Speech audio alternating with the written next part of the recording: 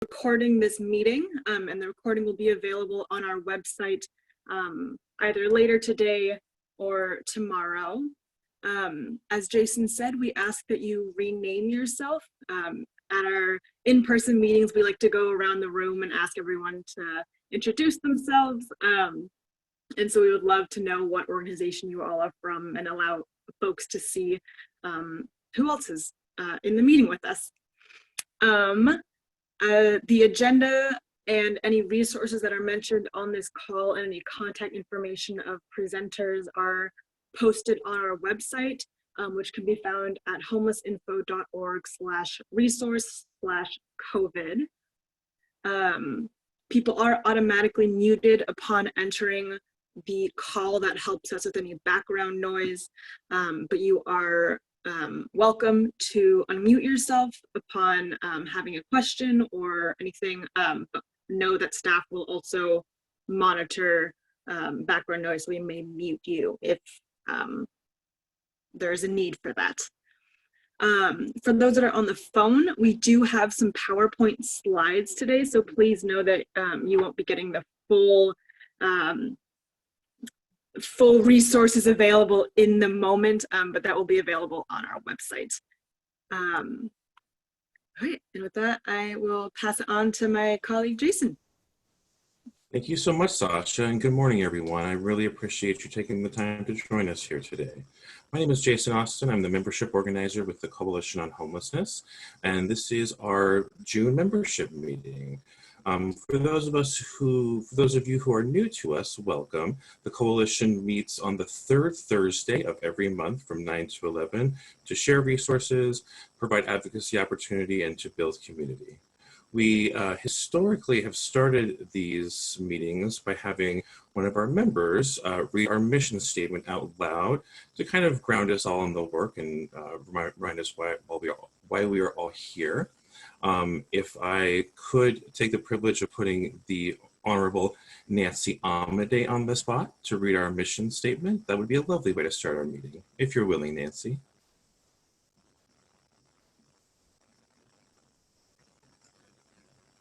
Oh, I think you're muted, Nancy.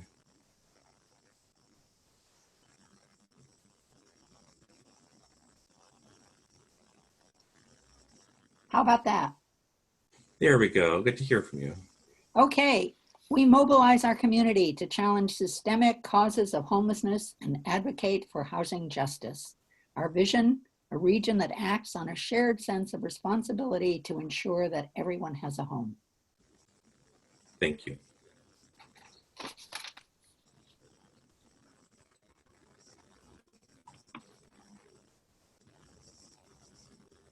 Okay, and we're going to start our meeting with some brief statements prepared by our Executive Director, Allison Isinger. Allison. Thanks, Jason. Good morning, everybody. Thank you so much, Nancy, for reading our new mission and vision statements for the Coalition. Together with you, our members, and key partners in the community, the Coalition board and staff did a good deal of work to develop the mission and vision statements. And what goes along with them are our values and our value statements. As I think any of you who works at an organization that has mission, vision, and values knows, it's an ongoing process of making those statements live and have meaning. And in the spirit of that, I thought that I would begin today by sharing with you the values and the value statements, since they're resonant for the times that we are in. The values that we selected are equity, justice, and collective action. We decided we needed to define those values so that we didn't just say nice sounding words.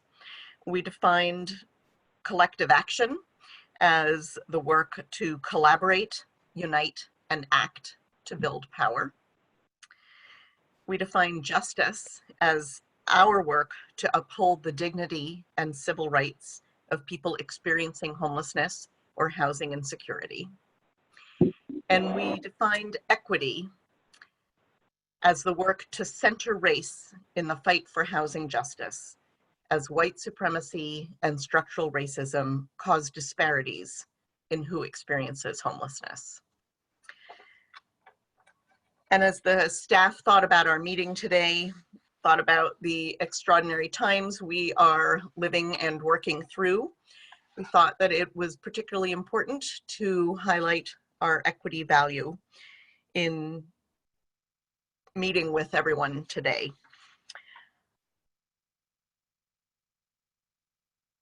I think everyone can probably agree that it is extraordinarily important to center racial equity in our work and to acknowledge that there are many organizations and individuals who are leading on those racial equity charges in our community. Some of them on this call, and some of them are partners and allies.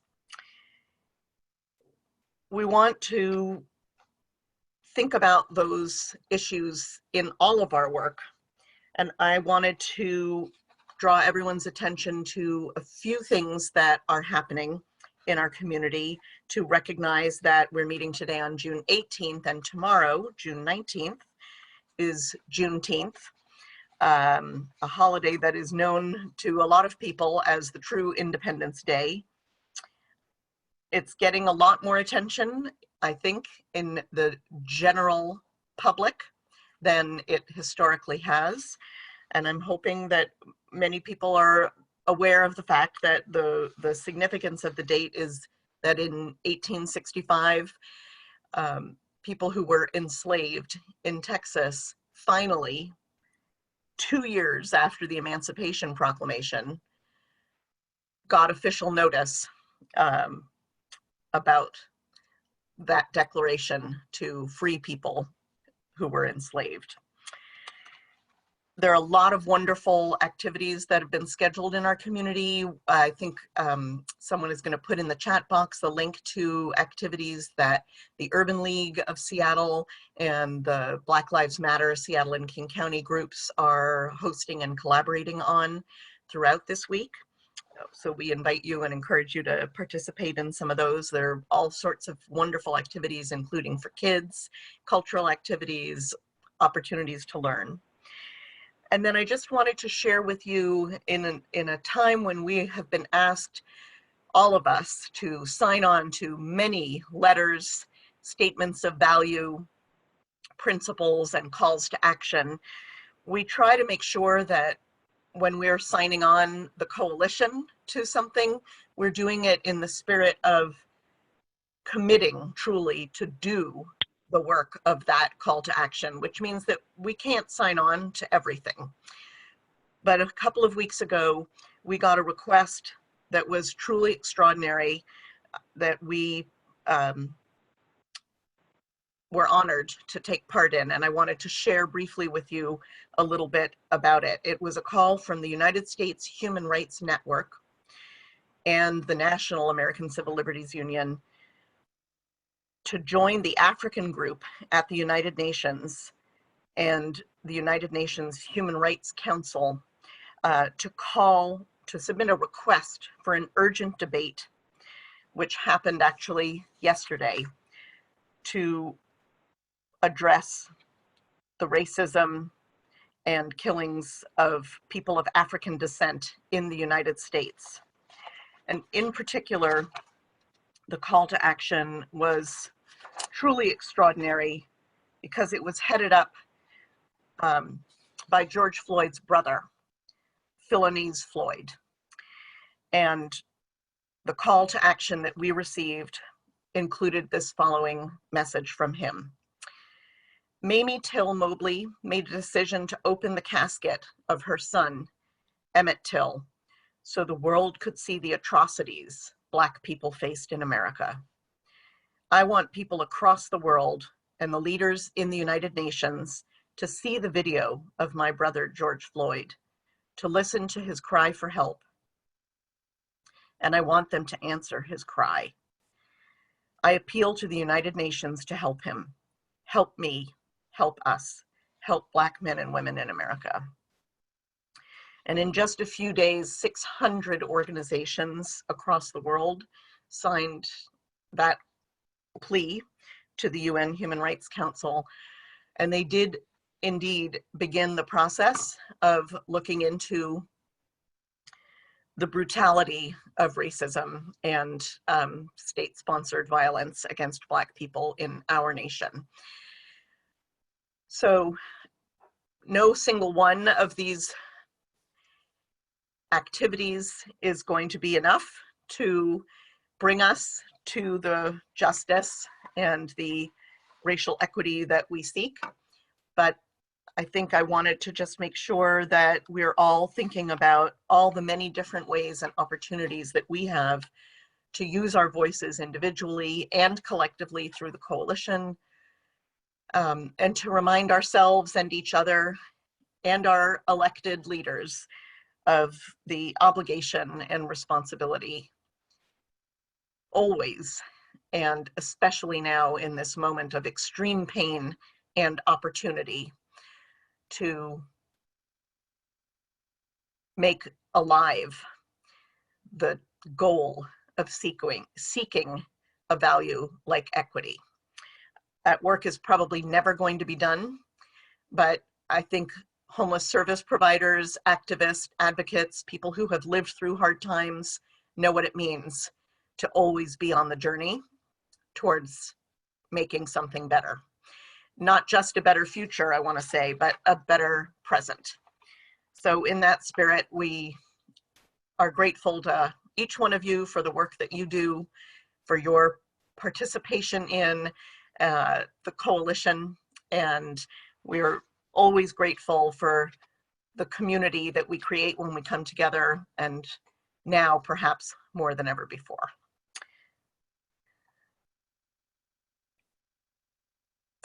That's all I've got. I'm turning it back to you, Jason. Thank you, Allison. That was wonderful. And thank you all for being here with us today. So we'd like to begin our meeting today with a conversation about a newly created program called Pandemic EBT Benefits. This is an effort to try and replace some of the food resources that school-aged children have been missing out on due to COVID school closures. We're joined today by Claire Lane, Director of the Anti-Hunger and Nutrition Coalition, who's going to give us an overview of the program and let us know how we can help get the word out to community members. Claire, take it away. Thanks for joining us. Thank you so much for inviting me here today. It is so nice to see some very dear old friends' faces, having joined you guys today for the first time, though. I really, Allison, want to thank you for that very powerful moment that we all need to take just a pause and really contemplate just how vast this movement has become. I mean, when we see protests in countries all over the world about what's happening in our own country, it is more urgent than ever that we all take action. Today, I'm going to be talking not about violence, but I'm going to be talking about hunger, which, especially when we talk about childhood hunger, is really a documented, enormous threat to kids' well-being and families' well-being. When I'm done, I'll share a couple links for you all for some research that's coming out right now about the really dramatic and really immediate impacts that this pandemic and economic collapse has had already on child hunger and food insecurity overall. So in the Families First Act that Congress passed the end of March, they created this program, this new benefit called Pandemic EBT. So I think most of you are probably familiar what EBT means. It's electronic benefits transfer. It's how food stamp benefits work. Benefits are loaded onto a card and people can use it at any certified food retailer. And as Jason said, Pandemic EBT is really designed to help families whose kids qualified for free or reduced price meals this school year to replace the meals they got or they should have gotten. We know schools did an amazing job pivoting. In fact, in Washington, faster than any other place in the country had to. We had the first school closures. And we had schools closed longer than anywhere else, I think, at this point in the country. And that is meaningful for when we start the slides. So I think, Sasha, let's start. That's me, so we can move on. So I'm going to talk about how PEBT is working, what it's designed for, and how families get connected, and really the very important, I would even say critical, essential, necessary role for all of us as advocates. And the PowerPoint went away. All right, next slide. Because of the way this program is rolling out, it is a one-time benefit. It is intended to make up for those meals, and it will launch here in Washington on June 28th. You will note June 28th is after schools have closed. This program is being designed both by OSPI as the state agency responsible for child nutrition programs in schools, and DSHS as the state agency that's responsible for how we manage EBT in our state. Those are two systems that don't work well together in terms of IT and data, and so it's taking us a long time to come up with a plan that USDA would have approved. So this program is launching on June 28th, which is after kids are out of school, and it will make both outreach and a little bit of messaging a little confusing. So that's why I'm going to walk through these slides with you today.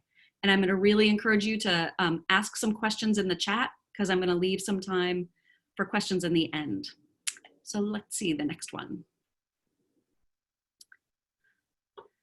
So I'm going to say it over and over today.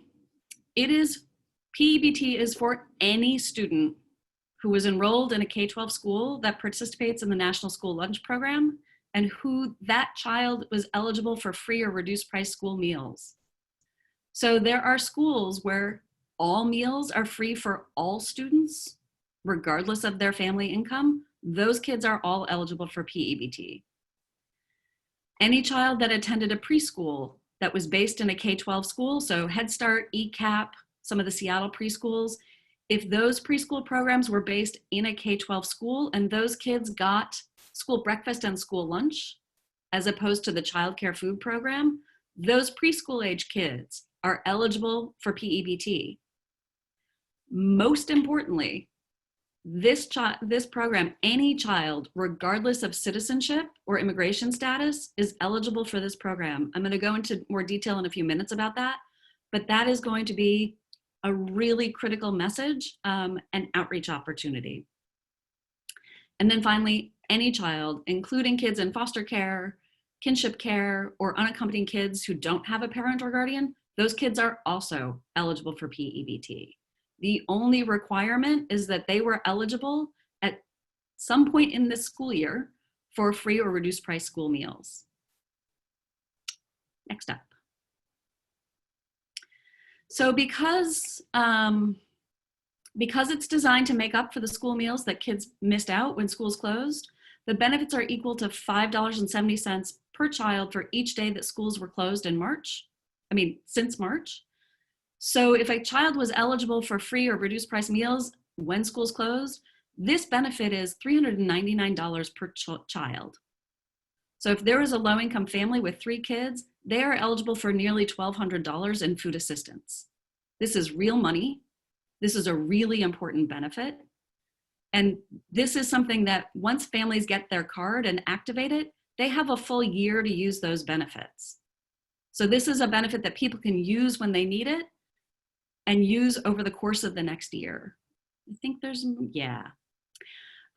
So if a family became eligible for free or reduced price meals after schools closed, so if a family lost a job or lost hours after closure, and they applied for either food stamps or school meals in that period, those benefits will get prorated based on the amount of time they were enrolled.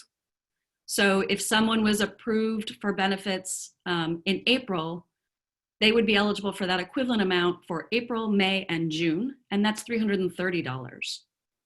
Even if a family applied right now for food stamps, they would be eligible for the full month of benefits in June, and that's $85.50 per child. So again, we're talking real money for a really simple process. Next slide. So this is where we're going to talk about public charge and immigrant kids. PEBT will not affect anyone's ability to apply for a green card. They will not affect the ability for a family member here or outside the US to apply for a green card. It is not considered under public charge. I worked really hard with a bunch of organizations to make sure that those are the actual messages families need to hear, because we need to be really explicit. On June 18th, I'm gonna say it. Almost every program that Congress approved for COVID relief is based in this racist and xenophobic mindset that immigrants aren't eligible for assistance. There were programs that even if a citizen was married to an immigrant, they were not eligible for that program. This is not that. And it's really important that when we talk to families who might be eligible for this and might be concerned, that we have very clear messages. We have an email from someone from the Department of Homeland Security to the Department of Agriculture saying this is not a public charge.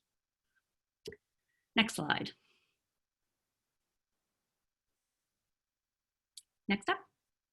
So this is a quick little graphic. I'm not going to spend a lot of time on it right now, but it is a nice, easy to understand sort of flow chart on who's eligible and how do you become eligible. It is going to be available, and I'll show you later. This is a great resource for you all to use with families and with other organizations you work with, because it is a one sheet, simple sort of flow chart. And then I'll talk more about how it all works in the next slides. So there are going to be two ways for people to get their benefits. If a family gets basic food or food stamps, those benefits, those PEBT benefits are going to get loaded up directly onto their card starting on June 28th. So starting June 28th to July 7th, whenever anybody gets their benefits, they will get a bunch of money loaded onto their card. So on the one hand, it's going to be really important to talk to families and make sure they understand why they got $400, $800, $1,200 on their card, and for them to understand that this is a one-time benefit. So when that money goes away or when they don't get it loaded the next month, they did not get a cut in food stamps. This is separate. This is not food stamps. This is pandemic EBT. But the second way, and this is where you all come in, and this is where it's going to be tricky. For families whose kids qualified for one of those subsidized school meals, but they are not on SNAP or food stamps, they have to complete a simple application. That application will be through DSHS. They have from June 28th to the beginning of the new school year, or August 31st, whichever is later. Washington has the longest deadline for that application. So I have huge kudos to DSHS for that being the proposal. I've talked to advocates in other states where their states only have 6 weeks, 5 weeks for families to fill out this application. Because our state's launching late, they knew that we were going to really need time to get the word out, especially with schools closed. We have all summer. Next slide. So, like I said, there's two ways for people to get their benefits. For those that have to apply, there are two ways to do it. They can apply online at washingtonconnection.org, or they can call the DSHS hotline, Customer Service Center, beginning on June 28th. Next slide. It is a simple application. And when I say simple, I mean really simple. There are really just a handful of things that families need to know to be able to apply.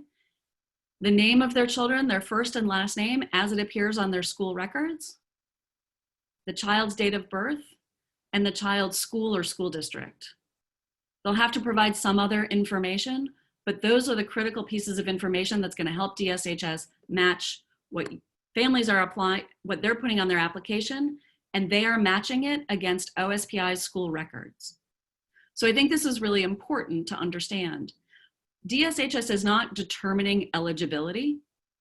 There is no sort of process of, you don't have document, income verification, any of that, because that happened already at the school level to qualify them for free or reduced price meals. What DSHS is doing is simply matching the information that's on the application to what the school records say which of those kids are eligible. The other thing is families can choose where to mail their PEBT card when they apply. So if a family has moved since wherever the school thinks they lived in September when they filled out lots of information, DSHS will see that original address information, but they can get the card mailed to wherever they're living now, wherever they've sheltered in place, wherever those families are for the summer. It may take up to 30 days to get the card. We're hoping that is going to be quicker, but that will be the maximum amount of time. So I think that's also an important heads up. Next slide. So these are the timelines, just to go over them super quickly. Families with food stamps, there's no deadline. The benefits are going to get automatically added, that one-time drop, from June 28th to July 7th. Kids who are enrolled in free and reduced price meals or attend a school where all meals are free, the application opens on June 28th, and it has to be completed before the next school year starts. For families who are newly eligible, they can apply right now for either free or reduced price school meals or food stamps, whichever they would rather apply for, or whatever fits their circumstances best. If they're gonna apply for school meals, they need to do it really like ASAP, because that's not an automated process, it's not online, and school staff are starting to leave the school building, and they would have to have that application, process it, and approve it before June for that family to get the June benefits. If a family applies for basic food, that's a much more automated process, and they qualify, once they're approved, it dates back to the date they applied, if that all makes sense. But again, that's a way for folks that weren't enrolled in benefits before to get enrolled right now and get at least the June benefit. And again, I think this is really important for those families who have had concerns about enrolling in benefit programs because of their immigration status. Free and reduced price meals and food assistance for immigrants who have been here legally for less than 5 years. All of those programs are sort of safe from public charge and a very low barrier. But the time is sort of running out for that June benefit. Next slides. So I think folks know, so these, again, this benefit is not food stamps, but it operates like food stamps. So just like anything else, you can use it at any SNAP certified store.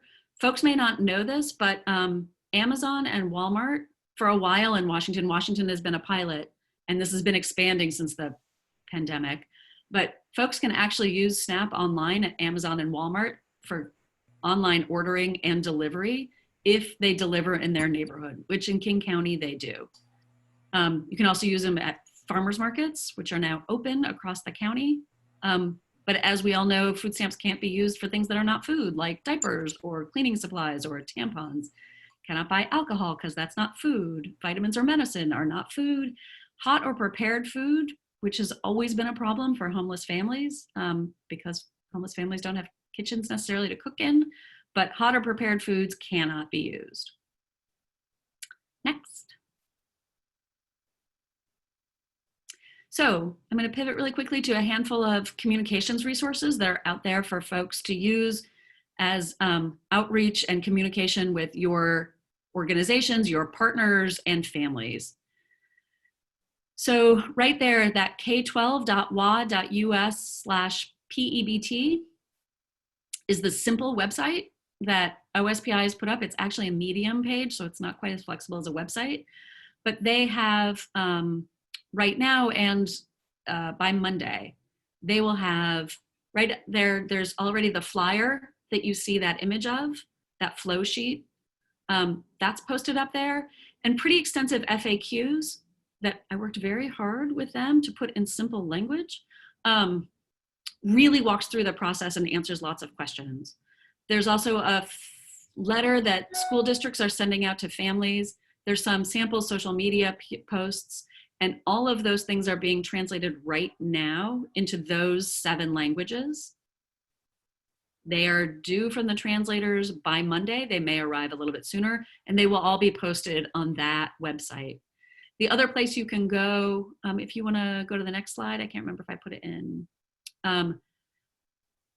Yeah, so that's sort of a little bit of what those resources look like. There's also some of the, if you all want to see what schools have had for their information and their communication with families, it's not easy to find, but if you simply Google OSPI PEBT, you will get to OSPI's Child Nutrition Services website, and they have a whole sort of communication toolkit on their section of OSPI's website. But we're really trying to focus people on that simple URL with those simplified outreach tools, because some of the stuff for schools is really wonky and not helpful for non-district people. Next slide. Great. We're ready for questions.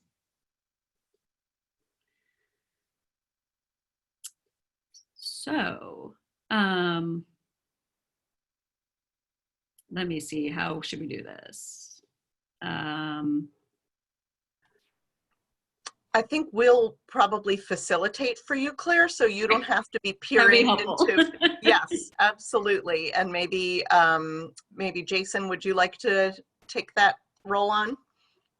Absolutely. So a couple of folks asked about outreach materials. All of the outreach materials that Claire just reviewed live on the OSPI website and are being updated. We will include that link in a follow-up email. Folks can either put their questions in the chat, or they can just quickly unmute themselves and ask what they have. And Claire, some people have specifically asked about whether or not the materials are available in multiple languages. So they're right now being translated into the 8 languages that DSHS translates their materials. And I think I now have this right. So it will be Spanish, Russian, Somali, traditional Chinese, Korean, Vietnamese, Cambodian, and Lao. And when those are available, will those be at that K-12 website? Yes. And they are contractually required to be there by Monday. OSPI thinks they may be there before then. Wonderful. And again, that will be that simple sort of visual 1-page flyer. It will be the FAQs, where there's a lot more information about public charge. It will be, and the sample letter, the letter that school districts have for families, that they are sending out to families. Because we don't think, right now the way it's working is OSPI has provided all these resources to school districts. School districts are sending it out to families, but districts don't know the particular needs of families quite the way school buildings do. Mm-hmm. So this is one of the other things I want to say. The Anti-Hunger Nutrition Coalition is working with Building Changes and the homeless education folks at OSPI. And we're planning in the next, hopefully 2 weeks, to do another one of these same presentations focused just on the needs for homeless families and kids. So I will make sure that Skitch knows about that, and we can put that out there so that as you guys have more conversations about this program, you can bring that to that, and we can make sure that we've got resources really targeted to those specific harder to reach populations. Wonderful. I think we would be very interested in partnering with you on that to make sure that our members and the folks they are working with get all of that. That's terrific. Thank you. Yeah. Wonderful, Claire. And do you know if those resources also include a social media toolkit? We got a question about that in the chat. Oh, by toolkit, maybe like 3 graphics that will be translated that people can post, but toolkit, no. I'm working on that. Here's the little secret, you guys. When you have a hastily constructed program by Congress that's, Nancy, you'll appreciate this. It is the law overseeing all this is 3 lines long. And it has left a lot of interpretation up to USDA, who has largely chosen not to provide a whole lot of guidance or interpretation. So in all honesty, y'all, we've had to spend a lot of time just figuring out the logistics of how this program will work. So outreach and toolkits and communication and social media has not been a high priority for our state agencies. Mhm. And Claire, a couple questions really quickly in the chat before we wrap up. Anne with Pioneer Square Clinics asks, if someone applies for food stamps today, will they receive PEBT for the full month of June or a prorated amount? God bless our state. We are not prorating it by day, we're prorating it by month. And so if they apply right now, they will get all of June. So that's about $85 per child. So yes, enroll your families now. Great. And then Paul asks, if someone applies in July 2020, since the school year is over, would they receive PEBT? No, this is only for kids that qualify during the school year, and Washington is including all of June as the school year. And again, this is where I go back to that very thing. Like, this is literally designed to replace the meals that kids missed during this school year. It's not designed to be SNAP. That's a whole other conversation we can have about Congress and advocacy. This is really about school meals. Right. And that's a great point, Claire. It is absolutely important for us that EBT benefits are increased, since this is very important and valuable and not sufficient. So we invite you to share with us any and all opportunities to join you in advocacy around EBT more broadly. That's great. Thank you. And you guys have always been fantastic partners on that. I think, as you all know, in that same Families First Act, Congress did act to increase the benefit for everybody on SNAP up to the maximum allowable benefit for their household size. Turns out that missed 40% of the SNAP caseload, because 40% of the SNAP caseload was already low income enough to qualify for the maximum benefit. So the lowest income people in America got no help from SNAP when this pandemic started, and they continue not to. That was approved in the HEROES Act in the House, but I think, as you all have maybe heard, the Senate Majority Leader in Congress has zero interest in passing the HEROES Act. So we are not asking to pass the HEROES Act. We are asking to pass specific pieces, including those boosts to SNAP, which is both a 15% increase in SNAP across the board for everyone on the SNAP caseload, and increasing the SNAP benefit for those minimum benefit folks that currently only get $16 a month up to $30 a month. The last thing I'll say about SNAP, which is really important in King County and really important for homeless adults. So as you all know, I think, there has been a time limit for what they call ABODs, able-bodied adults without dependents. So for folks who don't have kids and don't have a qualifying underlying medical condition or documented inability to work, they are limited to 3 months of food stamps every 3 years unless they're working at least 20 hours a week and can document it. That has really only been in effect in King County. Again, the Families First Act suspended that work requirement and time limit. Here's the really critical message for folks to have. Not only does that mean that folks in that category get to continue to have their food stamps and there's no time limit right now, it also means anybody who has lost SNAP over the last 3 years because of that time limit, they can apply for SNAP right now, qualify, keep their food stamps for as long, and it restarts the clock on that 3-month time limit whenever that provision goes back into place.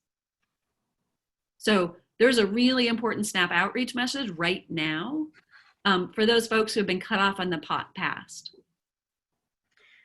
That sounds incredibly important, and maybe Jason can follow up with you to make sure that if there is some good, succinct written material about that, we will make sure to get that out as well. I can help you with that, Jason. Yeah, thank you so much, Claire. Anything else on kids and PEBT?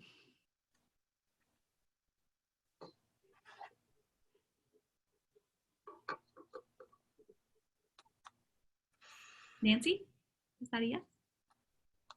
Thank you. Thank you, Nancy. And thank you, Claire. I really appreciate you joining us today to go over this really critically important new benefit. We've included Claire's contact information on the slide as well as in the follow-up email. If you have any further questions you want to ask about this topic, please send those to us and we'll make sure to get those answered.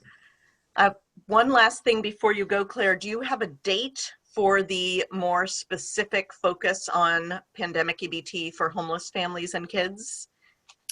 We are working on that right now. Okay. Like emails at 10 o'clock last night. We are scrambling because again, I just want to say again, outreach from community partners could not be more important about this program because schools are closed and they are the ones who, right? Those are those McKinney-Vento liaisons who know who those kids are in their school, have been working to try and contact them. I think the other important thing that I want to say, two things.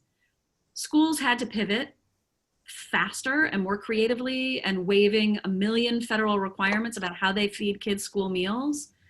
And they did a phenomenal job. Yet, statewide, schools only reached 50 to 60% of the kids they normally feed with school meals during school closures. Yeah. And we know that it was the bigger school districts that had the harder time reaching kids. So we know that in King County, that 56 or 60% sort of contact was woefully, that's a big inflation over what probably happened in King County. Schools are now, and community-based organizations now are switching to the summer meal program. And there are lots of ways that schools and agencies have gotten waivers. So summer meals are not going to operate the way they normally do. And that's both great and potentially a problem. So schools have been able to provide more than one meal at a time. In fact, they've been able to provide more than 1 day's worth of meals. So we've had districts that are serving a breakfast and a lunch, 5 days worth of them. They distribute meals once a week. And if you're a homeless family and you missed that 1 day, you're missing out potentially on a whole week's worth of meals. We also know that schools were asking families to sort of sign up so that schools could have some sense of how many families that they needed to provide meals for. We know that sign up process, which was all online, which was not translated and was not a welcoming thing, that families felt like if they missed it, they didn't think they could sign. There was a lot of misinformation. So I think the other co-message about PEBT this summer is PEBT is there for you, and so are summer meals. Schools are just now transitioning, so we don't have enough information about which schools are doing sites where. I can send you guys that information when it starts getting live and updated. But it's really important that families know they can get PEBT and those summer meals. If they got meals from their school this spring, they also get PEBT. They're not mutually exclusive. Great. Thank you. Thank you all for inviting me. I really appreciate the work you all do. Thank you. Thank you so much, Claire.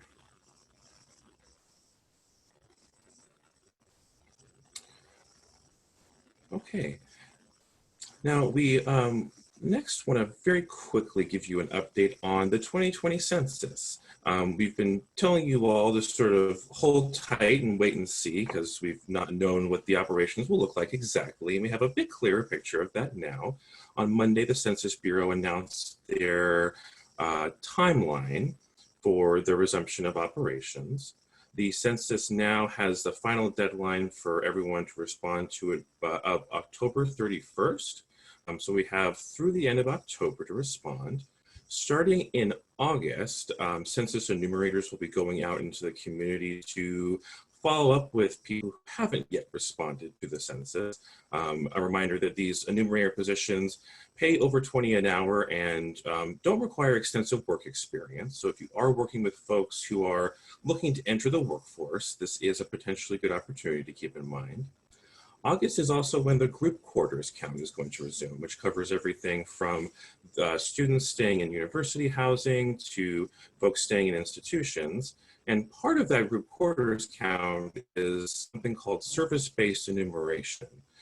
This is the count that captures people at the locations in which they access services. We now know that this survey is going to be conducted in September 22nd, 23rd, and 24th. The 22nd is going to be the survey of people staying in emergency shelter and emergency housing programs. The 23rd will be conducting the census at meal programs and mobile medical vans. And the 24th is going to be the one-night count style survey of folks sleeping unsheltered outside. We'll have more details about things like the mobile questionnaire assistance centers and other community resources that can help as they come online. But the main message that we want to communicate to you all is that you don't need to wait to help your clients fill out the census. While people are staying in emergency housing programs and while you're conducting street outreach, you can be helping folks fill out the census, both online and over the phone. Online, the website URL is available there. People with a mailing address have been sent a census ID to help them fill out the form online, although you don't necessarily need to use that ID code as long as you indicate that you do not have a residential address on the online portal. It will take you to a page that allows people to describe in a narrative format where they're currently staying.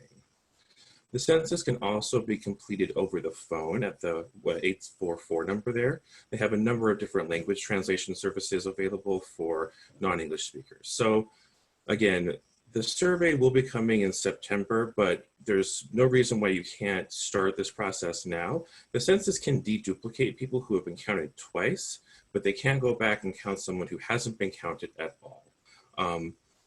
So I just want to make that message clear, and we will be following up with additional resources on this as the operations come back online.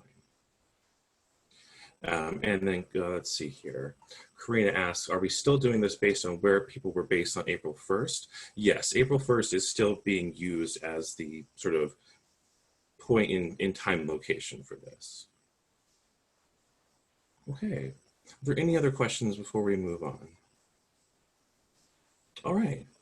Well, it wouldn't be a coalition meeting without an advocacy update. And we want to throw things over to Hillary, who has some really important time-sensitive information about how to get involved.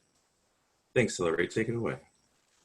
Thanks, Jason. And I just want to say on that April 1st thing for the census, you know, if someone doesn't remember exactly where they were on April 1st, help them fill it out to the best of their ability. Will be good. Great. So we have, as you see on our agenda, if you are looking at that, if you're not, that's all right, because I know it can be hard to have many things open on all the screens. We have some advocacy at the federal level. I'll start with, we're kind of starting at the federal, going to the state, and then going local.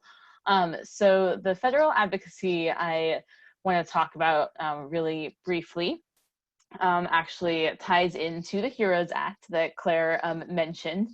And one of the things we, for our federal advocacy, look often at the National Low Income Housing Coalition, who does action alerts and things up at the federal level, similar to how we do that here at the local level and get you information, and the Housing Alliance for State. The NLICH is a good partner for us up there around housing and homelessness issues. And the biggest thing that we are trying to get past right now is in the HEROES Act package, but is also a bill on its own. So I'm going to tell you about it. And that is the Health and Economic, sorry, that is the wrong thing to read. We are trying to pass the Emergency Rent Assistance and Rental Market Stabilization Act. And that is really looking at the making sure that we are stabilizing the rental market and making sure that we're keeping folks housed. I'm not going to go into too many details. If you're someone who wants a lot of details on that, on the NLICH website, we will share that link out where you can dive into the details. But it's important to know that that act was funded in the HEROES Act that just passed out of the House, which is a good thing, because what kind of part of the process of the House went through was they asked a bunch of different organizations and some of these big groups that do advocacy, you know, what are the top priorities? And this Rental Stabilization Act was a top priority for people who do advocacy around housing and homelessness. And so we wanted to make sure it was in the HEROES Act, and it was in there. So in an ideal world, the Senate would pass the HEROES Act, which included not only the Emergency Rental Assistance and Rent Market Stabilization Act, but it funded that at $100 billion. There was also in the HEROES Act $11.5 billion to prevent and respond to outbreaks among people experiencing homelessness, and a national uniform moratorium on eviction for all renters, as well as funding for 100,000 new emergency housing vouchers, $5 billion for the community development block grants, and more than $300 million for rural rental assistance. So there was a lot of good things in the HEROES Act around this. So we would encourage you to reach out to our senators and ask them to pass the HEROES Act. I must admit, I have not done my research on exactly what our senators, which for the state of Washington are Senator Maria Cantwell and Senator Patty Murray. I believe they're very supportive of the HEROES Act, but like we said, like we heard earlier, it's going to be probably tricky for the whole thing to pass due to partisan politics. But the action, and I don't have my chat box open, let's see. So Sasha, I think is shared an action that is specifically asking senators and the representatives to continue supporting the Emergency Rental Assistance and Rent Market Stabilization Act. So I encourage you to take action on that. At this point, Senator Patty Murray is signed on as a co-sponsor. Senator Maria Cantwell is not yet signed on as a co-sponsor, but we imagine she is supportive of it. So it's good for them to be still getting some messages. But I do want to be clear that we don't think she's against it. So I wouldn't send her any message being upset about that. But it's good to get messages to folks. It's also, especially with this national level stuff, helpful if you know people that live in places. On the website, you can see who is co-sponsoring this, but if you know people who live in places where you think their senators or representatives might not be supportive of these things, and you ask them to take action with this link, that can be a really helpful way to kind of spread our advocacy across the whole country. It looks like Allison might have one thing to add about this. Oh, I'm just getting ready for the little federal addition that I was going to add. Okay. Great. I think that is what I was going to say on this. And I would say if anyone has questions, feel free to put them in the chat box or email me afterwards. But I think the action link really kind of tells you what we are asking for. So, and if, like I said, if you're wanting to know all the details and all the facts, the website has a lot of that really helpful information. Right. And another reason why it's important to take this action is because Senator Cantwell hasn't yet signed on as a co-sponsor. And as Hillary said, we don't really want a bunch of messages to her berating her, but we do want her office to get a lot of messages from constituents saying this is a priority. We think that one of the things that has happened is that there was some somewhat mistaken opposition from certain elements in the housing sector early on. And although that's been corrected, that seems to be what her office is holding on to. So take your action. We, as a staff, we talked about the fact that when we have in-person meetings, it's a little disruptive to ask people to take action during the meeting. But now that we're meeting via Zoom, actually you can multitask and take action while we're talking. So please go ahead and do that while I share a quick little federal update and then hand back to Hillary for state.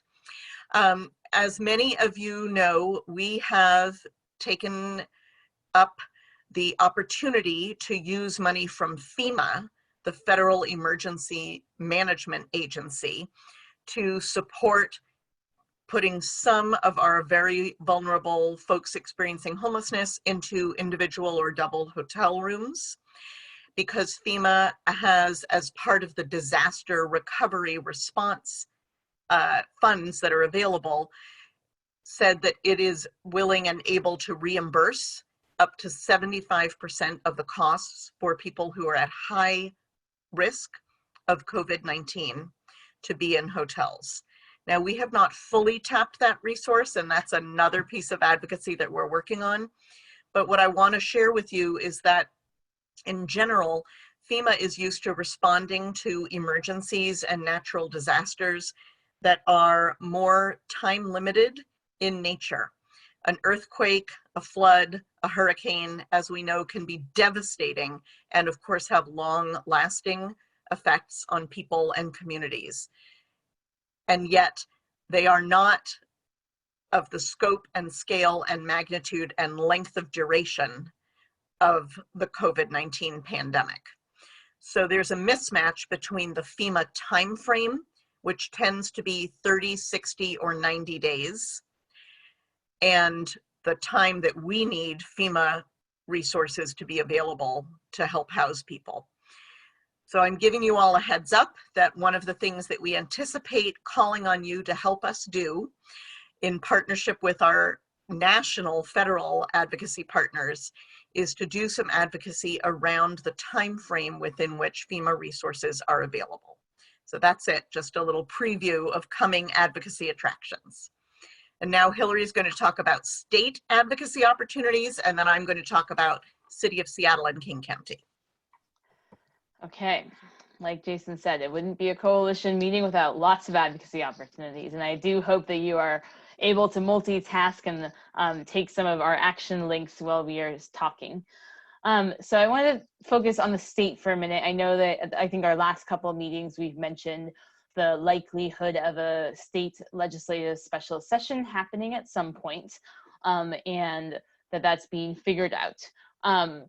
Yesterday, some of you might have heard the governor had a new budget forecast released, and over the next 3 years, we're looking at about an $8.8 billion deficit in our budget due to the recession that we are in due to COVID. So that is a pretty major thing, and I think the takeaway message that I would leave us with, if you take nothing else out of the state advocacy update, is really we are requesting that there be no cuts to any human services, and we also want the state to work on finding some new revenue through progressive revenue. So I think we had Michelle, I believe, on our last call from the Housing Alliance to talk a little bit about this, but part of the issue around some of our budget is that lots of our budget some of it is constitutional or tied, certain revenue and certain budgets are tied through certain federal government streams, and that leaves the things that are funded through the general fund are often the ones that would end up looking to get cut first, and a lot of our human services are funded through general fund dollars in the state. And so it's just going to be uber important that we are all speaking up right now and continuing to speak up. So Sasha's going to put a link to a state advocacy action in the chat box. Thank you, Sasha. So at this point, it sounds likely that there's going to be a special session in August. That does not mean wait until August to tell your state representatives and senator what you want. That means tell them now and keep telling them each week until August, and we'll make sure that you get the updated messaging from us in the Housing Alliance. But what that action there talks about is really preventing cuts. You'll see in it, it talks a little bit specifically about the Housing and Essential Needs Program. Each department was asked to submit what it would look like for their department to cut 15% of their budget. And unfortunately, HEN was one of the things that came out in the Department of Commerce, I believe that is the right department, budgets. And again, partly because HEN is one of the things that is not tied up in other ways of where it constitutionally or because of other things has to go. But we are all going to speak up so loud that our state senators and representatives and the governor are not going to cut HEN or anything else. So please take action. And I did, like I mentioned, there's probably going to be a special session in early August. We are also calling on lawmakers to look at finding new ways of progressive revenue as we continue to call on them to do, and our coalition stands with partners and continually reminding our state and local folks that we have the most regressive tax system in the country, and we need to turn that upside down so that our upside down tax system is better and isn't hurting people with the lowest incomes so much. But I wanted to say with that, it's likely some of the tools that we have to raise more revenue right now are things like sales tax and things that are already in the existing structure. So we just we'll keep letting you know what's up, but we want to let you know that it's likely that we might see some proposals around some of those increases during a special session, and then talking about progressive revenue when they meet back in January. And so we'll continue to get you good messaging around that. So we sent you the action alert. And you're hopefully taking that right now. And the one other thing I just want to mention really briefly, for those of you who have board of directors at your organizations, the Housing Alliance is asking board members and executive directors to sign on and consider having their board have a statement that shows support for progressive revenue as we work towards that goal in 2021. And so they're looking, I'm going to send a link in a second, but they're looking to have people have a resolution perhaps that says that the board is supportive of finding progressive revenue in the state to fund our services and fund the state's budget. So I'll share that link in the chat box.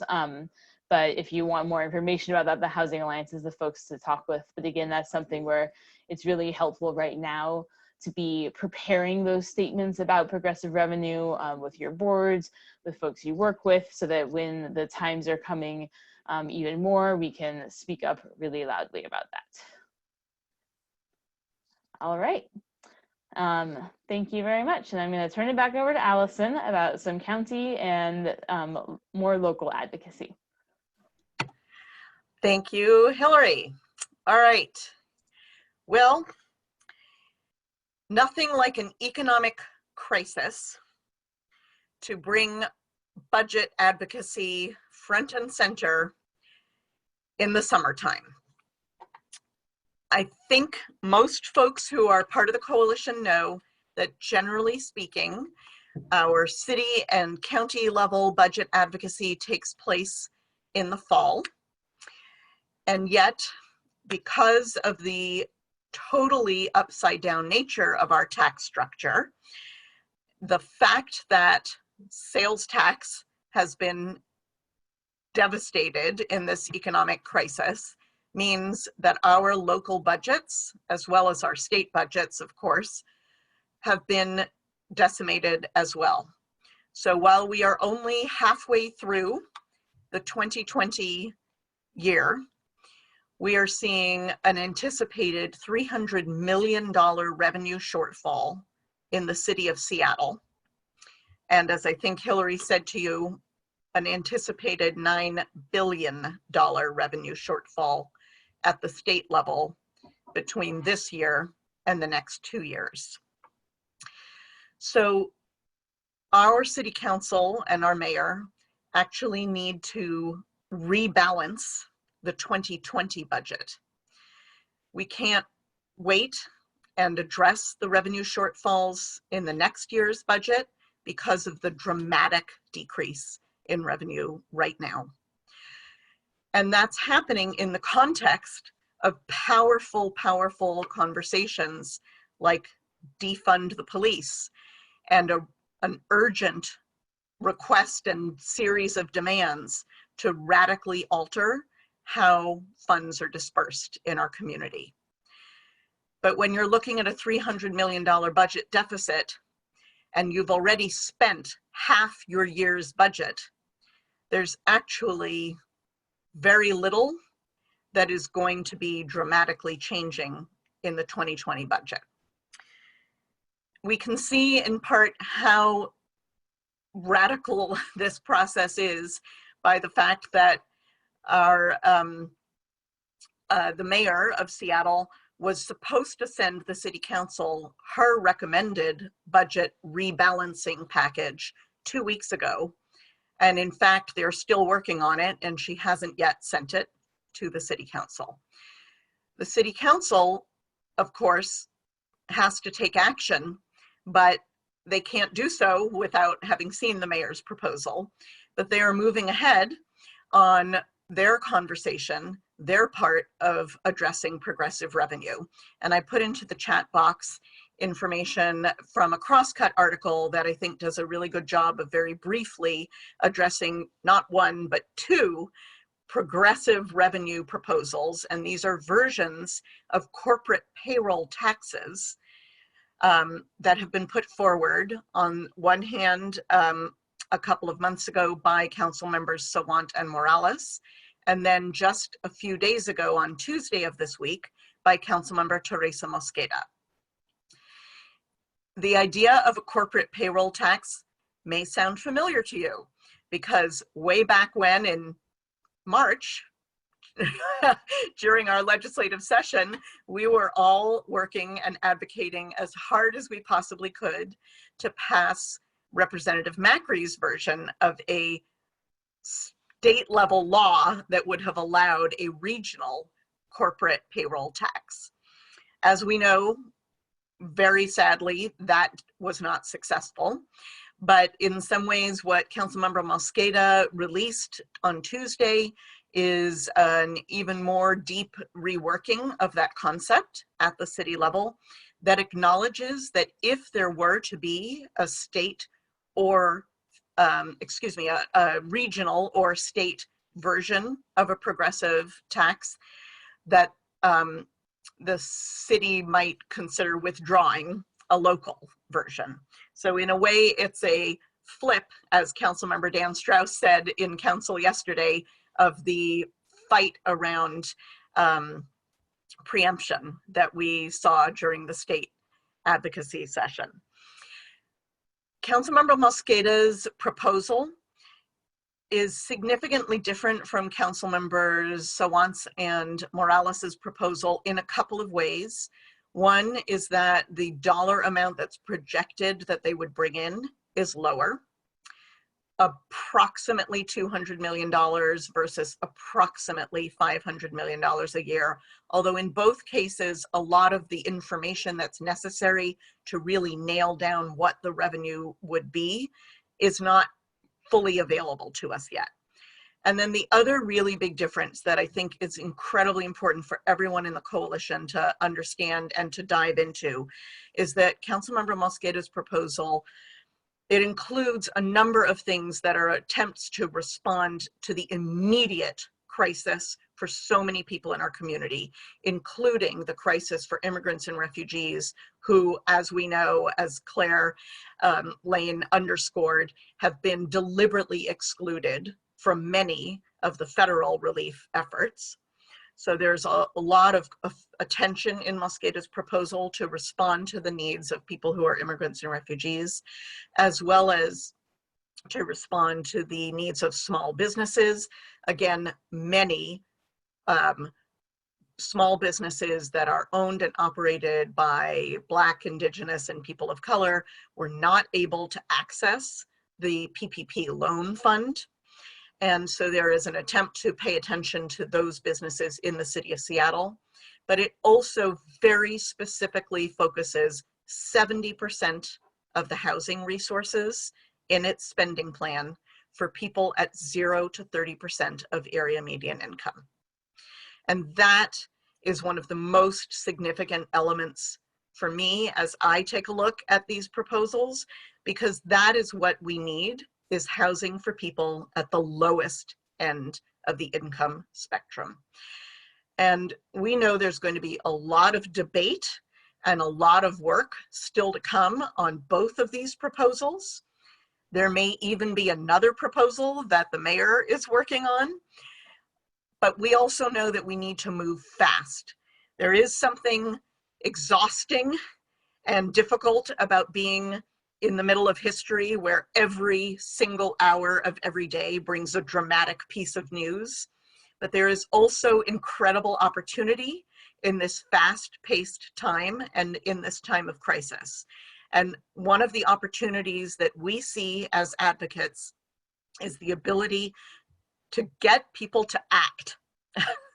So often we have had to recognize that change is incremental, but we're living at a point now where even though no one revenue proposal is going to be sufficient to respond to the economic crisis, and no one tax is going to generate enough money to do the additional shelter and housing that we need to help people who are currently homeless or prevent the massive potential increase in homelessness that is pending.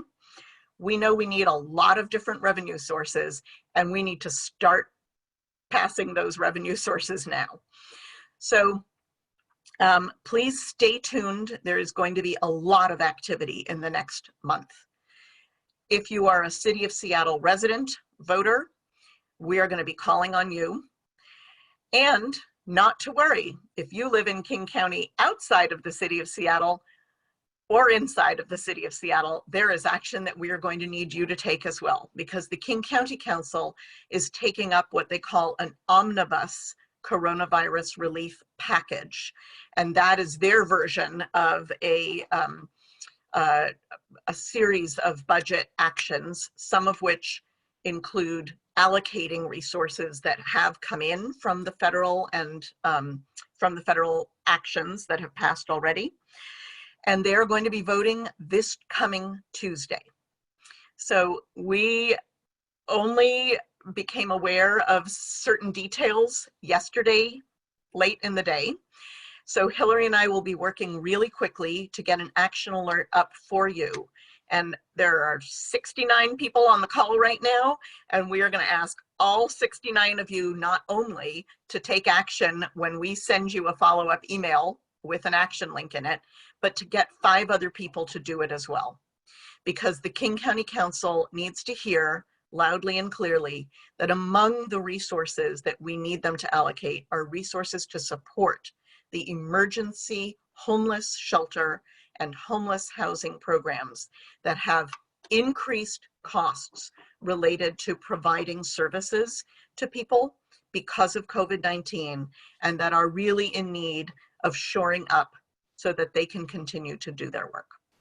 So with that, I am going to briefly excuse myself to deal with someone who is knocking on my door and turn it back to the coalition, and I'll be back as soon as I can.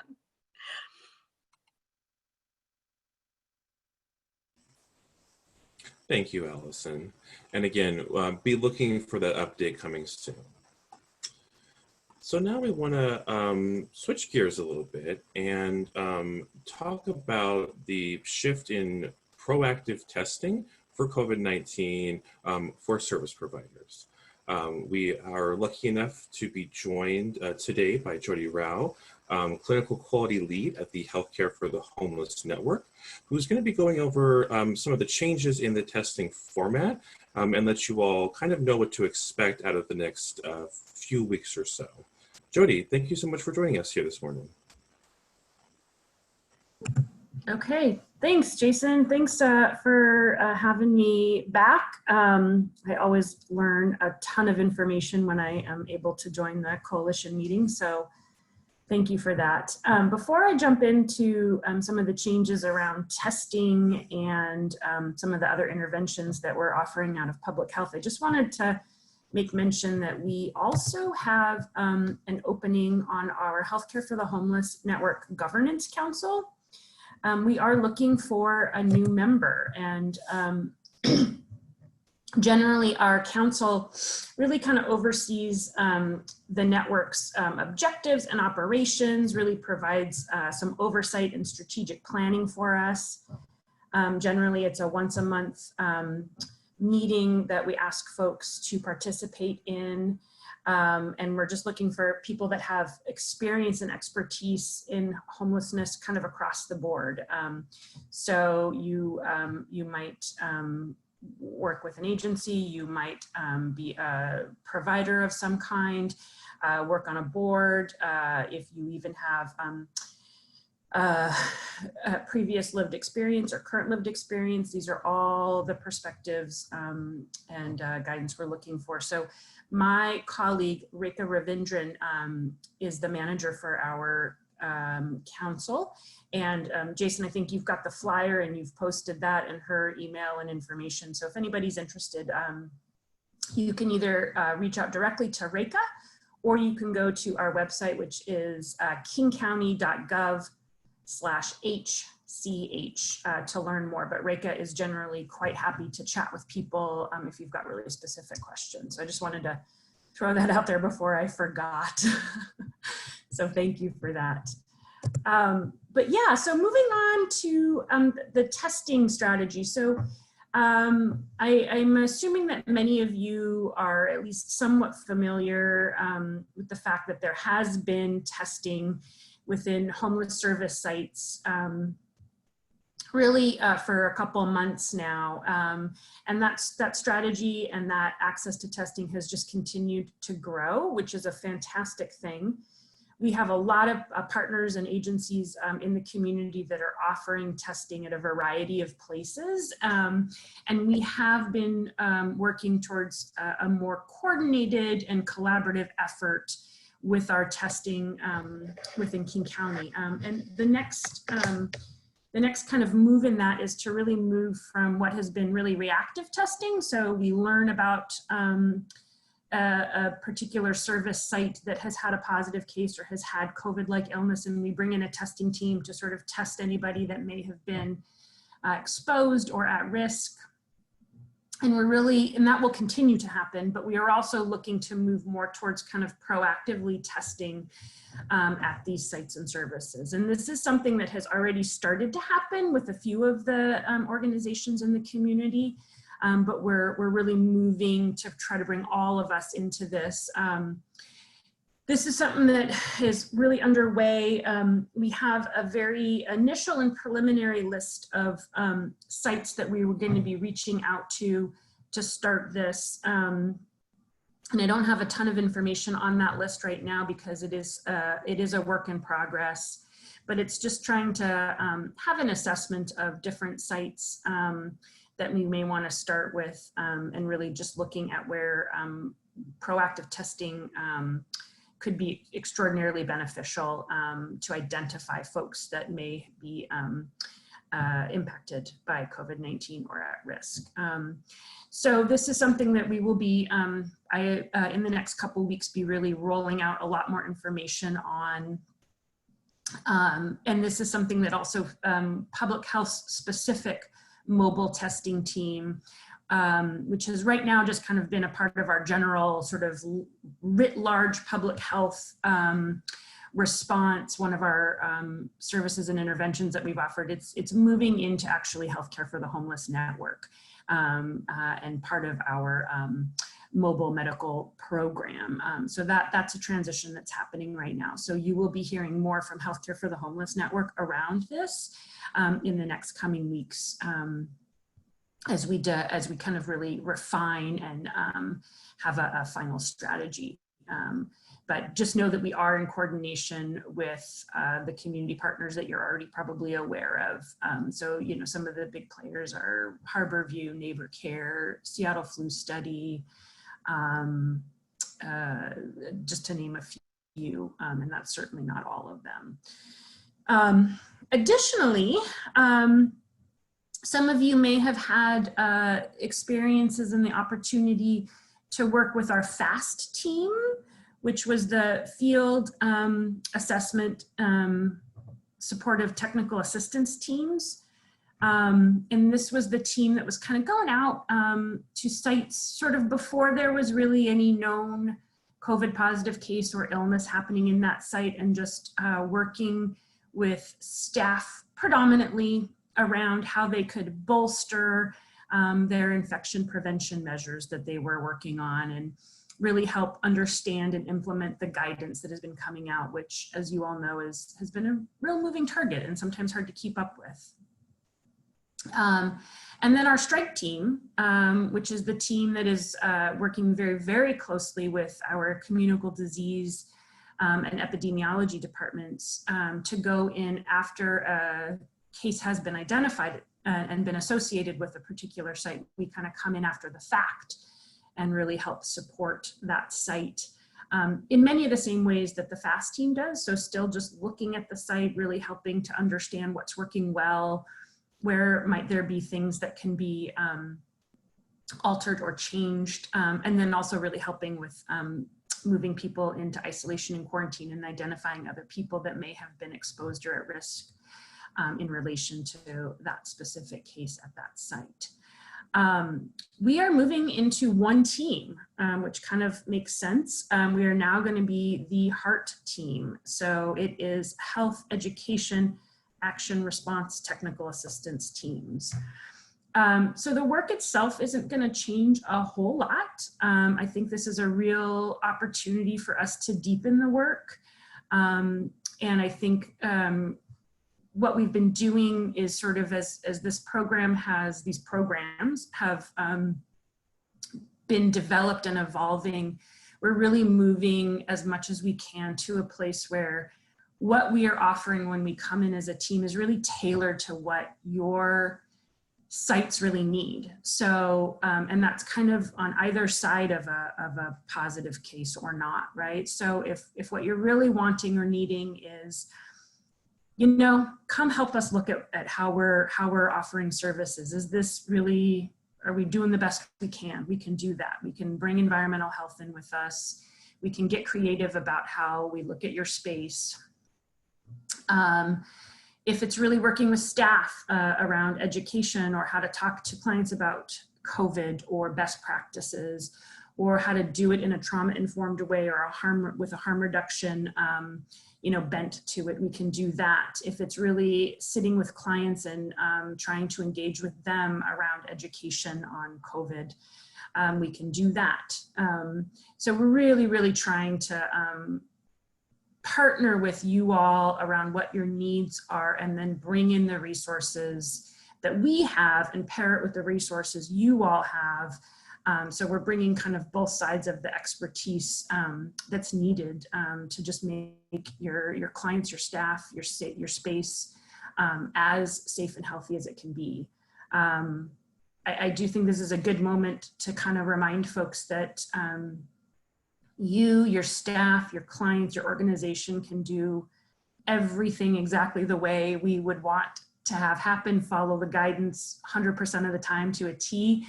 And that is not necessarily going to prevent COVID from reaching your doors. It's a pandemic, it's too big. There's too many people that are at risk and too much spread in the community. So what we're looking to do is really slow the spread, you know, really help identify as early as possible folks that may need medical care or more resources brought to play. That's really our goal. There is nothing regulatory about these visits, whether it's a, you know, kind of an after the fact, you've had a positive or illness at your site, or before the fact. There's nothing punitive about it. This is really us wanting to step in and partner with you all to build relationships and really just bolster and maintain the good work and change that you've already made, and help you figure out how to sustain that over the long term, because that's what we're in this for. So that's where we're going. You can still, you can reach out to me directly, and Jason has put my email into the agenda, but it's Jody, it's JODY .RAUCH @kingcounty.gov.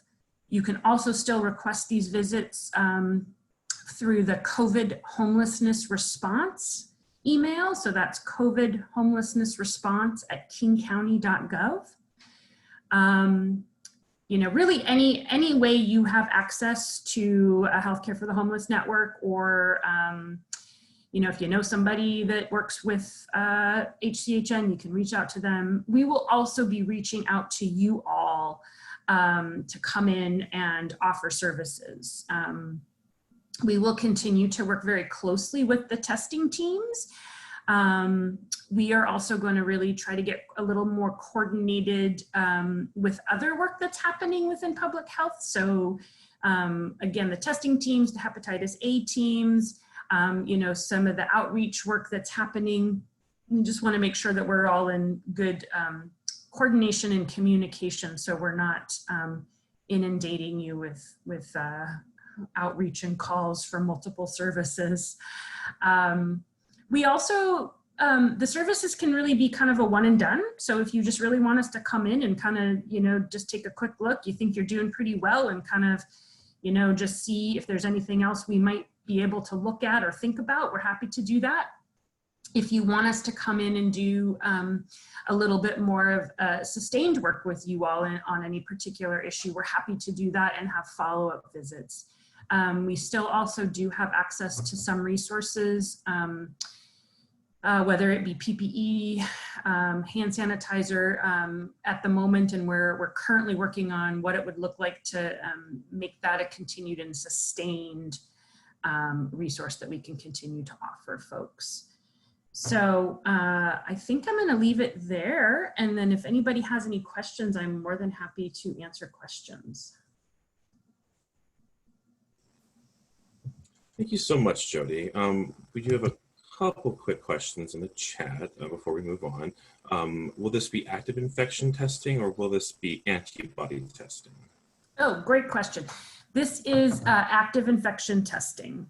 I have not kept us up to date on antibody testing, as I probably really should, but my understanding is that that's still very much kind of being developed and researched, and while it is, I think, to a certain extent available in some areas, I think there's still a pretty big question as to what we're learning from that, what that tells us. So this is testing for active infection.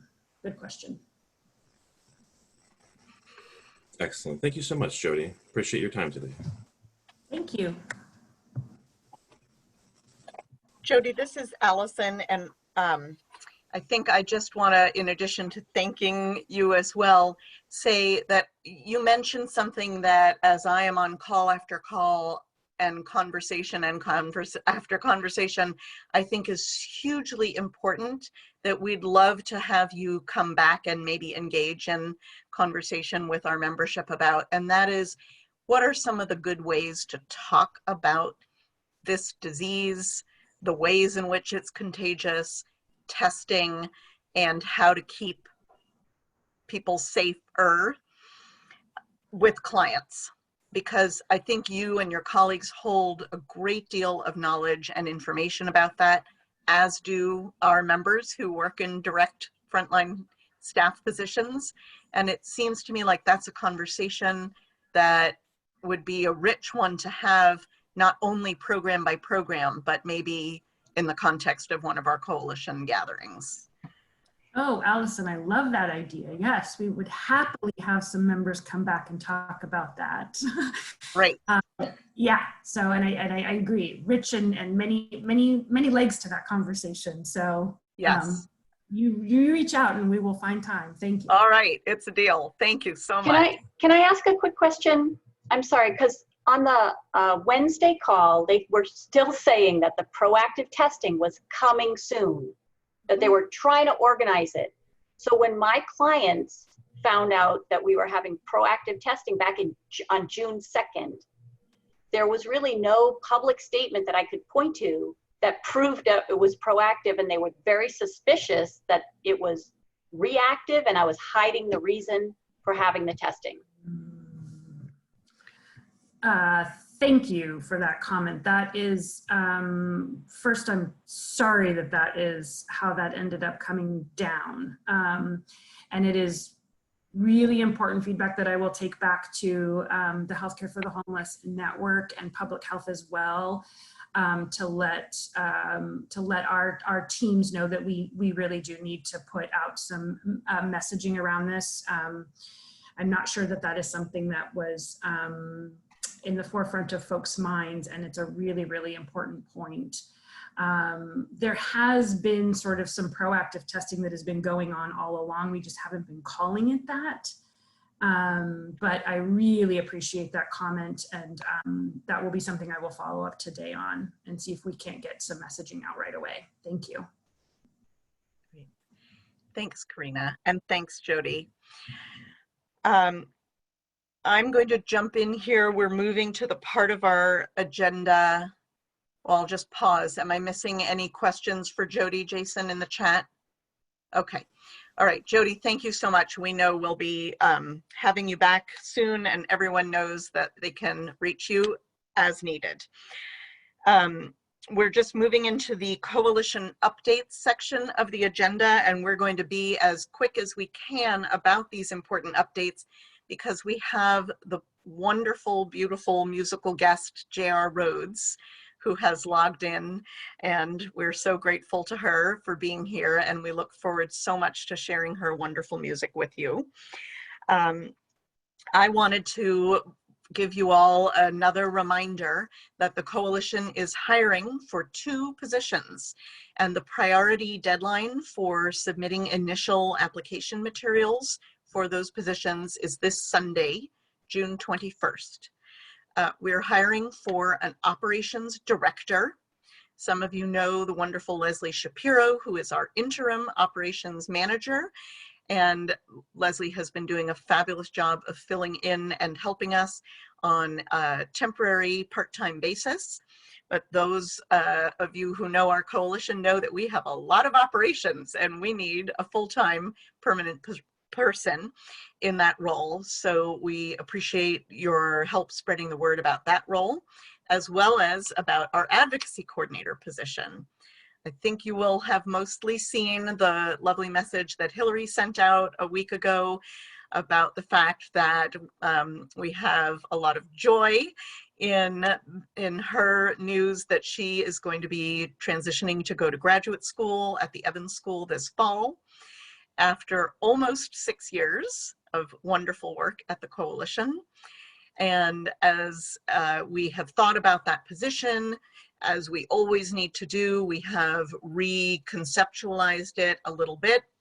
And the advocacy coordinator job is the other position that we are hiring for that has also got priority deadline of June 21st. Those are both posted on our website. Please send them far and wide to your networks and communities and help us find 2 terrific people to join our team. Jason. Thank you, Allison.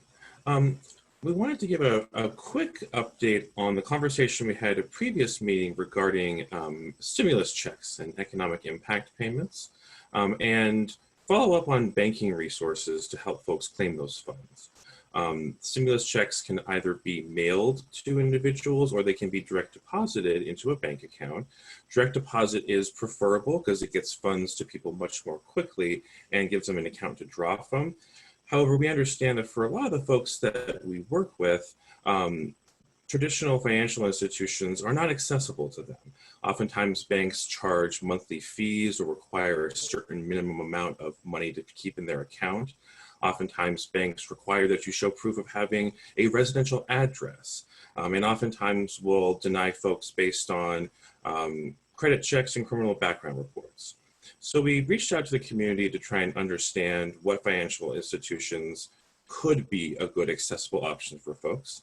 And Maureen Howard with the Pierce County Coalition to End Homelessness directed us towards Seattle Credit Union. Seattle Credit Union is offering basic checking savings accounts for anyone experiencing homelessness.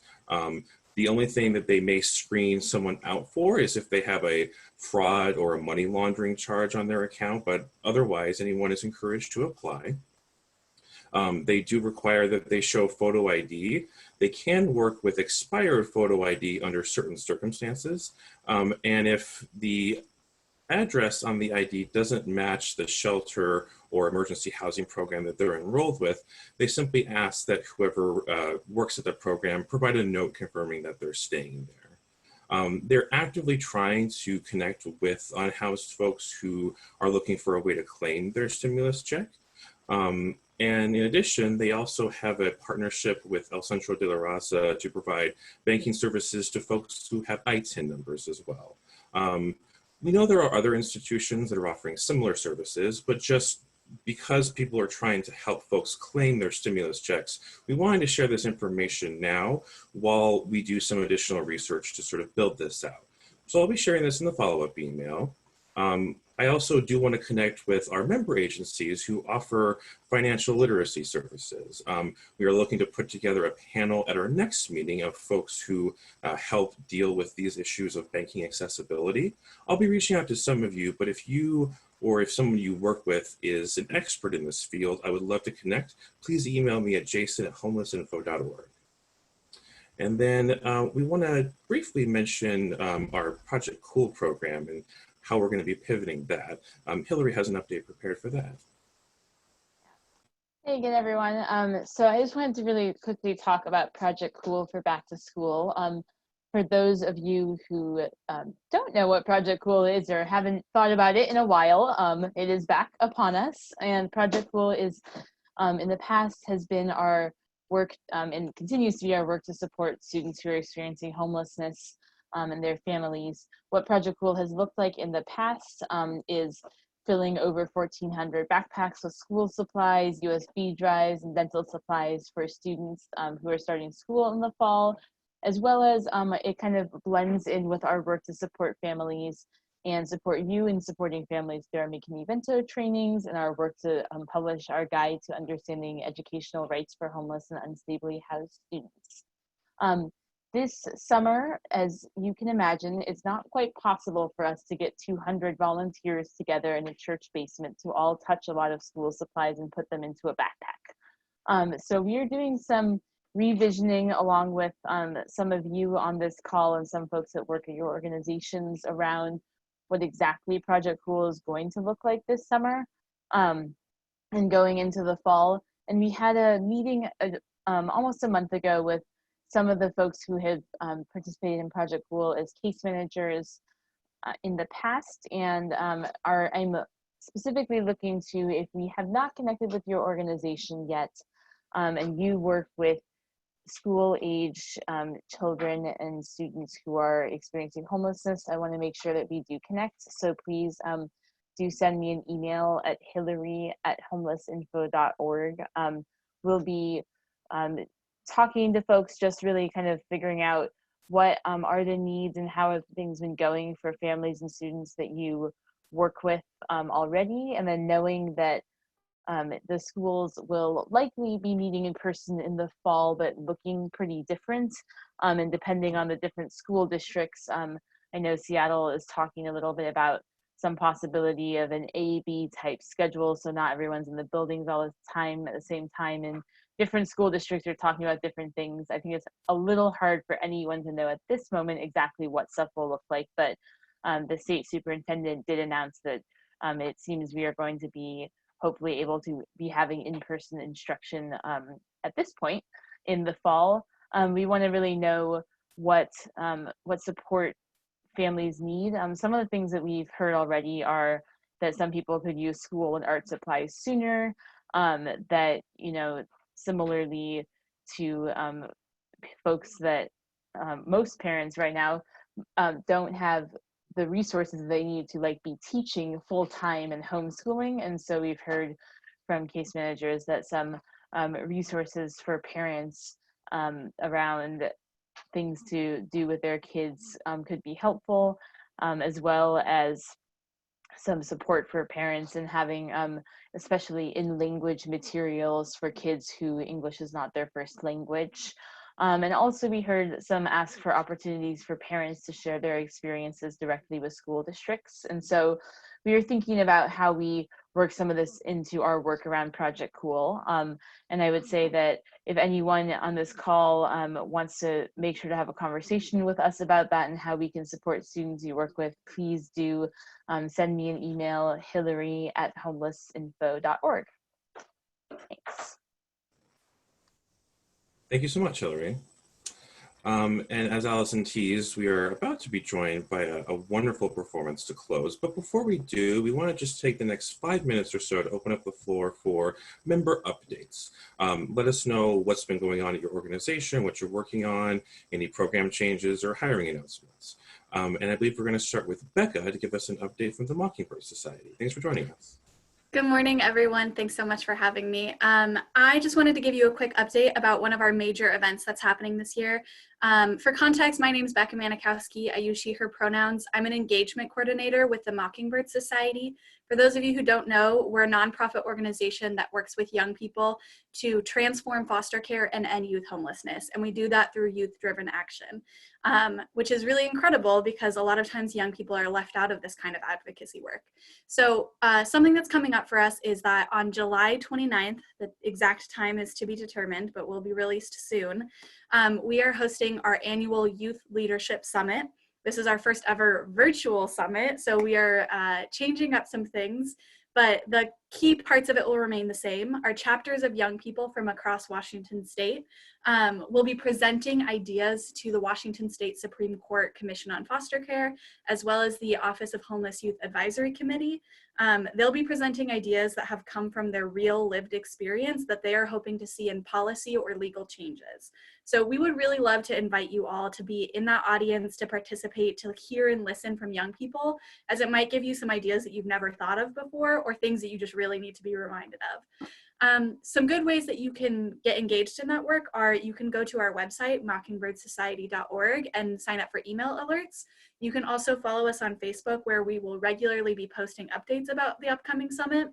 We'll also most likely include on our website and on our Facebook links for the Zoom, and then we'll also most likely be doing a live Facebook viewing of our summit that day, where you can comment live as things are happening and really show up in numbers to support our young people and show that there are folks out there that are listening to their stories, we are engaged, and we are actively working to make this world better for them because we have not done a very good job thus far. So one more time, those details are, this will be on just a couple of hours, about morning to midday on July 29th. And the best way to get engaged is to sign up for email updates or follow Mockingbird Society on Facebook. Thank you. Thank you so much, Becca. Does anyone else have a member update? Go ahead and unmute yourself and announce it, or you can put it in the chat box if you prefer. Hi, I just wanted to introduce Lake City Partners to y'all. I'm Meredith. I use they, them, and she, her pronouns. I'm the volunteer coordinator and one of the senior staff through Lake City Partners, which has the Godzilla Acre Day Center in Lake City, as well as the shelter program for North King County. We're looking into partnerships with other organizations to form a 24/7 ideally, but at least a 365-day shelter program in the North King County. Currently we've had a winter program, but we are hoping to move forward and get a more permanent site. So we will be reaching out to folk and hopefully, finding ways to be in partnership. So we wanted to thank you for having us be involved in this, and just want to introduce myself. So thanks, y'all. Thank you, Meredith. And we'll make sure to, I'll follow up with you so we can share that information in our follow-up email as well. Okay. How are we doing, Allison? Do we have time for maybe one more update from our membership? Okay, wonderful. Who else would like to jump in and share what your program has been doing? I've been working with the tenants union, particularly with the Imagine Housing Tenants Union out here, finding out what the major difficulties are that the tenants are having and trying to support them, learning an awful lot about the problems with tax credit housing. Anybody interested in getting involved, please get in touch with me. Wonderful. Thank you, Elizabeth. All right. And so, again, we're approaching the end of our meeting. I appreciate you all being here. I'm going to throw things back over to Allison to close us out for today. Okay, thank you. We have a wonderful artist who is trying to join us, but as you might be able to see, there's a bit of an audio technical difficulty. So I know that Hillary and Sasha are trying to work with JR to figure out how we can get her connected. To give them a little bit more time, I want to just let you all know that the reason we're doing this in part is because we have been, as a coalition the beneficiaries of wonderful generosity and community mindedness from so many musicians in our area who have generously volunteered their skill and their time to support us through fundraising concerts, especially at the Royal Room. And among the folks who've been very, very hard hit by this pandemic and by the economic and social effects of the pandemic are musicians and artists whose venues vanished. Lots of creative work has happened to move this kind of cultural contribution online. And while it's not the same as all being in a place together with the sights and sounds and feel of a concert, it's been a really wonderful opportunity for us to turn around and sort of give back to our musician partners and allies by inviting them to come join us and bring the balm of their music to our work. JR, we can see you and we see that it still says you're connecting to audio. Can you try to talk to us and let us see if we can hear you? Can you hear me? Oh, yes, we can. Wonderful.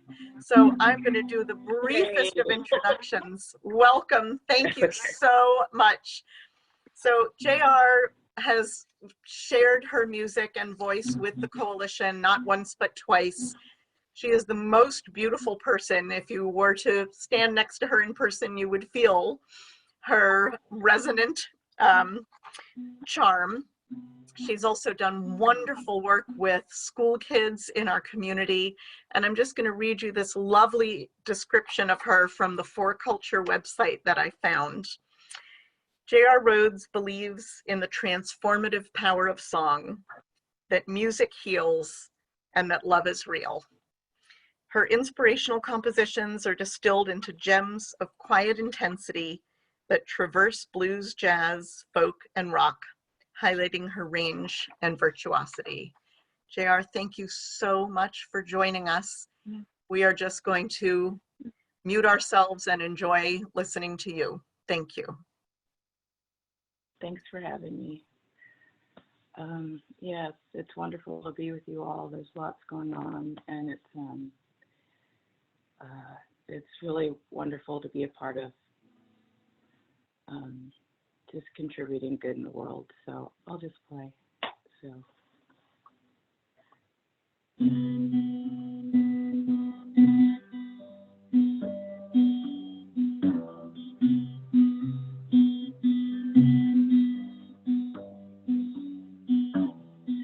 I'm not afraid of the dark,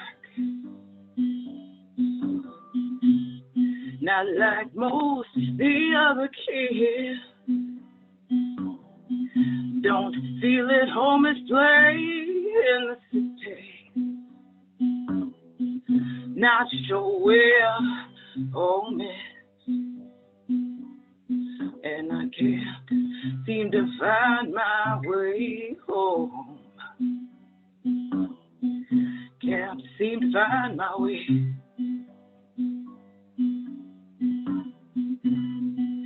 How do you find a way to where you've never been? With no direction, can't be too far from here. Can't be too far. Can't be too far from here. Can't be too far, yeah. Well, I've made this mistake before, of hitching rides from strangers whose destinations weren't mine. And now I'm lost, I fear, and I can't seem to find my way home. Can't seem to find my way.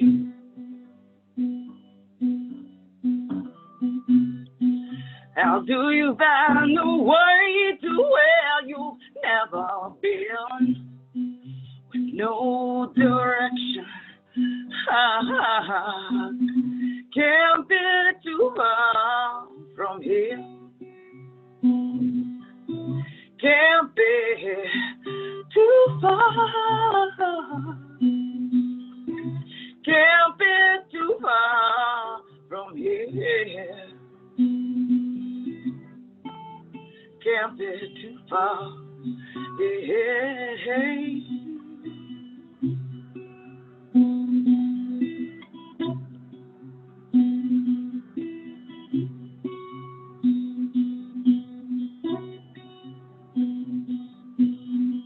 I've searched a long time, darling, and I'm searching still.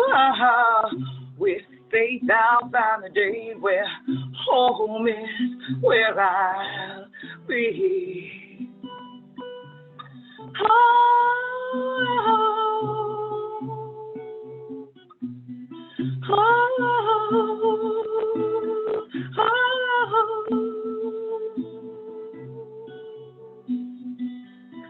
Home is where my heart lives.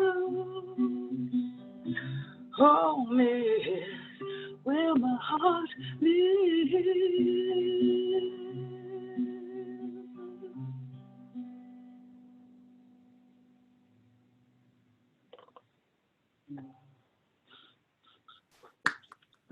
That little ditty was called Home. I wrote a little while ago.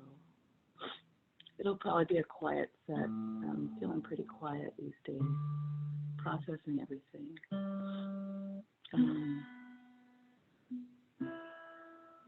So I'm kind of doing songs about personal transformation, which I think is pretty essential to universal transformation. This is called Freedom.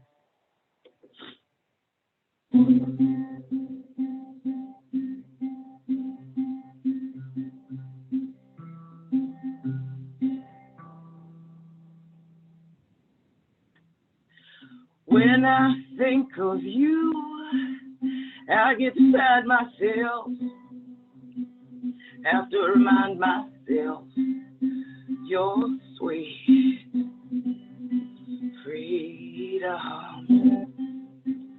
For you, I don't want to lose what I've got, but I'm lost in parts when I'm not who I am.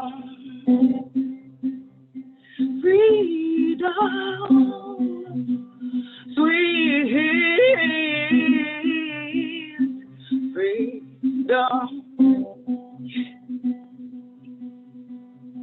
When I feel you, I go inside myself. Have to remind myself you're sweet freedom. For you, I don't want to break my heart, but I'm broken in prison when I'm not open. Freedom, sweet freedom, yeah.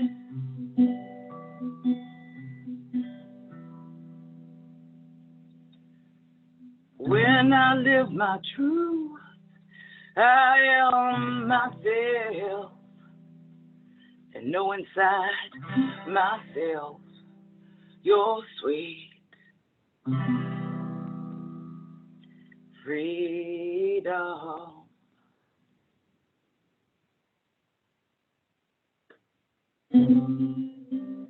For you, I allow what moves my heart. What's not for me, I leave and begin again. Freedom, sweet freedom, hey, hey, hey. Hey, Oh,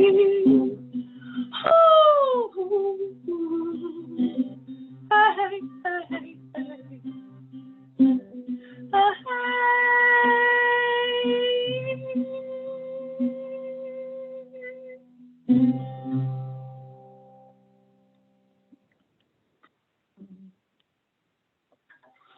Thank you.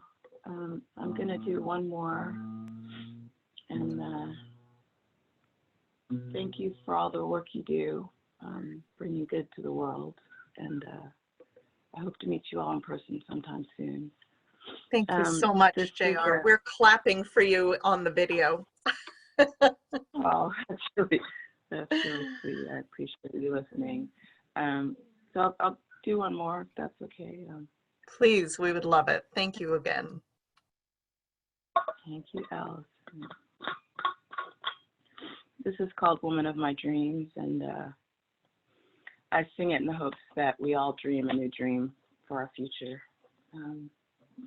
Yeah, this is, I need to tune it though. This is this song I wrote in my sleep. I don't remember the dream, but I woke up with this song. And yeah, here we go.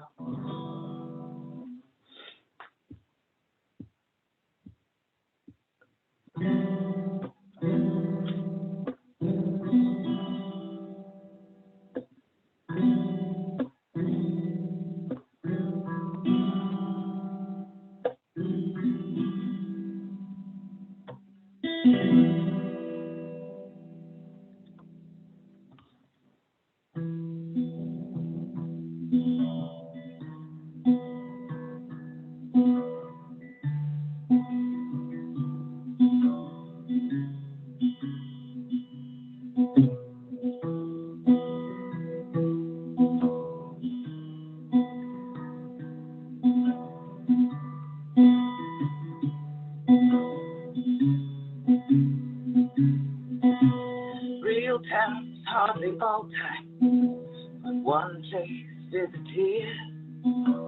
Why is it that I'm living if not for the world of dreams?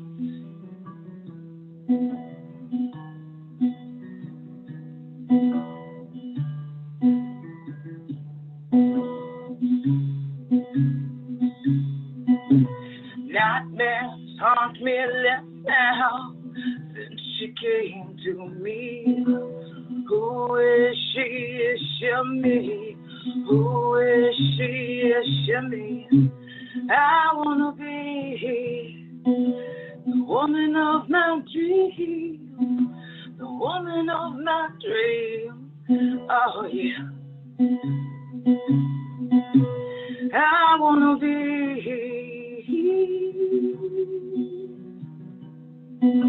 the woman of my dreams. Oh yeah.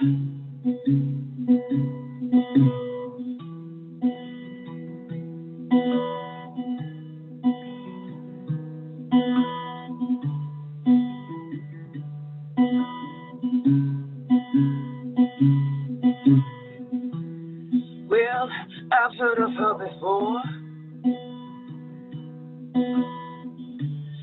but you know who yes, I see her. Souls without, souls out within. Oh, we see what we see what we believe in, and I wanna be the woman of my dreams, the woman of my dreams. I wanna be the woman of my dreams. Oh yeah.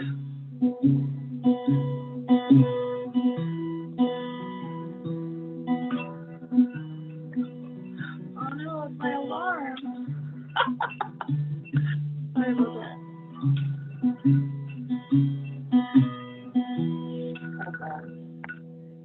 Can you hear me? Sorry.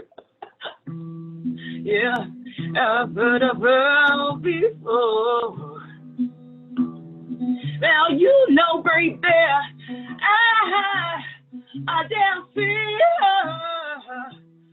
so without, so that's a thing. Oh, we say what we say what we believe in, and I dare see the woman of my dreams, the woman of my dreams. Out there, see, baby, oh, ooh.